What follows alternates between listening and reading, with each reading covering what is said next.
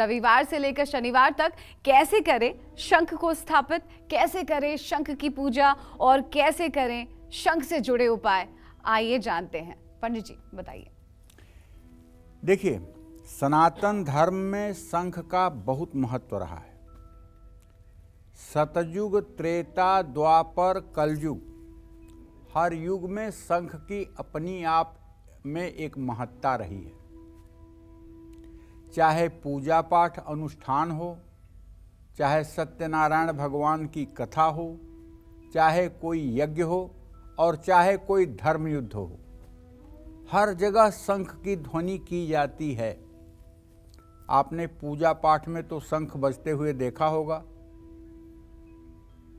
अनुष्ठान में आप शंख बजते हुए देखे होंगे, किसी धार्मिक उत्सव में आपने शंख बजते हुए देखा होगा, लेकिन युद्ध की शुरुआत के लिए भी क्या आपने शंख बजते हुए सुना है?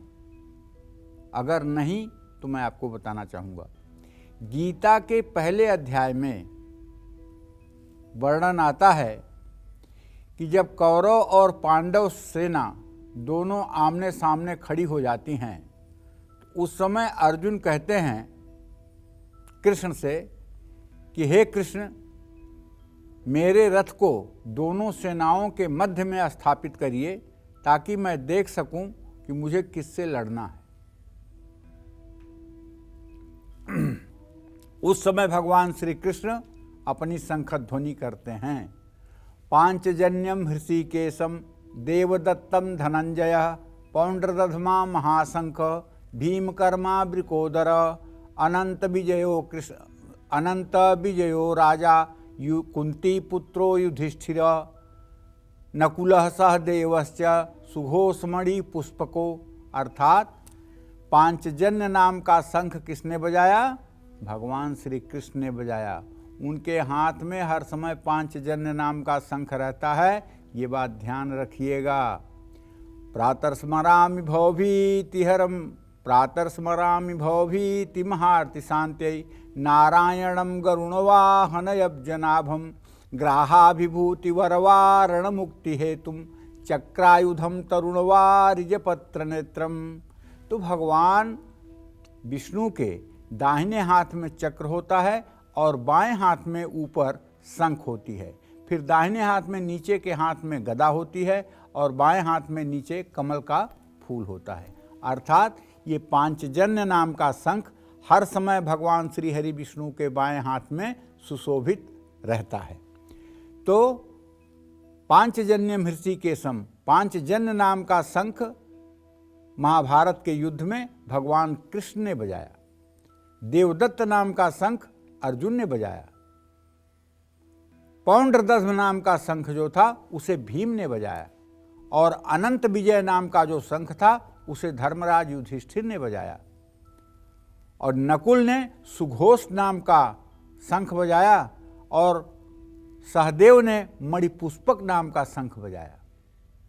यहाँ से होती है युद्ध की शुरुआत। और सनातन धर्म में इसके पीछे क्या लॉजिक है शंख बजाने का? तो शंख बजाने का लॉजिक ये है कि जो भी व्यक्ति शंख बजाएगा वो हृदय रोग का रोगी नहीं हो सकता है। जब तक आपसे शंख बजती है तब तक आपको एंजियोग्राफी की ज़रूरत नहीं है और तब तक आपको हार्ट से संबंधित कोई डिजीज नहीं है, ये मान लेना चाहिए। क्योंकि जब आपके लंग्स, आपके फेफड़े, आपका हृदय स्वस्थ होगा तभी आप शंख बजा सकते हैं। अगर आपके लंग्स, फेफड़े ठीक नहीं हैं और हृदय में रोग है तो आप शंख ध्वनि नहीं कर सकते हैं। इसलिए यदि बाल्यकाल से शंख का अभ्यास किया जाए तो ये रोग जीवन में प्रभावी नहीं होते हैं। इसके पीछे सनातन धर्म का एक बहुत बड़ा रहस्य छिपा हुआ है। हाँ, एक बात जरूर ध्यान दीजिएगा, शंख से आप चाहे जिस देवी देवता का स्नान करा सकते हैं, केवल शिव जी को छोड़ करके। शिव जी का कभी शंख से अभिषेक भूल करके भी मत करिएगा, क्योंकि शंखचूड़ उनका दुश्मन था और शंखचूड़ से ही शंख का निर्माण हुआ है। इसलिए शंख के जल से कभी भगवान शिव का या शिवलिंग का अभिषेक नहीं करना चाहिए। ये सावधानी बहुत ही ज़्यादा महत्वपूर्ण है। रविवार को शंख में जल डालकर यदि सूर्य को अर्घ दिया जाए तो इससे सूर्य ग्रह की मजबूती होती है। सोमवार को भगवान शिव की पूजा करके शिव मंदिर में शंखनाद कर सकते हैं, शंख का दान कर सकते हैं, इसका पुण्य फल प्राप्त होगा। मंगलवार को शंख बजाकर सुंदरकांड पढ़ने से मंगल ग्रह का कुप्रभाव समाप्त हो जाता है। बुधवार को शालिग्राम जी को शंख में जल और तुलसी जी डालकर अभिषेक करने से बुध ग्रह ठीक हो जाता है। शालिग्राम की असली पहचान क्या है भाई? पहली बात तो आप जान लीजिए कि शालिग्राम की एक शिला है जो मानव निर्मित नहीं है, जो प्रकृति प्रदत्त है। नेपाल में एक है गंडकी नदी। गंडकी नदी में शालिग्राम भगवान पाए जाते हैं और शालिग्राम की असली पहचान ये है कि तुलसी का पत्ता उनके पास ले जाने पे वो चिपक जाता है। ये शालिग्राम की असली पहचान है।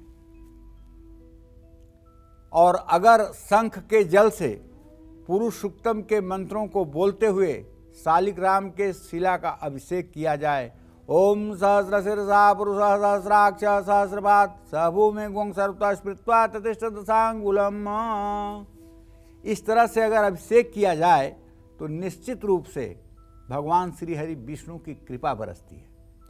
गुरुवार को शंख का केसर से तिलक करके पूजा करने से भगवान विष्णु प्रसन्न होते हैं और गुरु ग्रह भी मजबूत होता है। शुक्रवार को शंख सफेद रेशमी कपड़े पर रखकर उसकी पूजा करने से शुक्र ग्रह मजबूत होता है। शनिवार को काले रंग का शंख सरसों के तेल में डुबोकर अपने घर में रखने से 7.5 ढैया से कष्टों से मुक्ति मिलती है और शनि की कृपा प्राप्त होती है। हमारे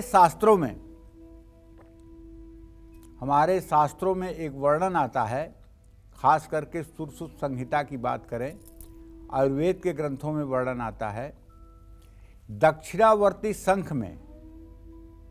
दक्षिणावर्ती शंख को साफ सुथरा क्लीन करके उसमें दूसरी बार ब्याई हुई गाय का कच्चा दूध भरकर जो महिलाएं रजस्वला के बाद 3 दिनों तक उस दूध का शंख के साथ पान करती हैं, वो दिव्य संतान को जन्म देती हैं। ऐसी हमारे शास्त्रों की मान्यता है।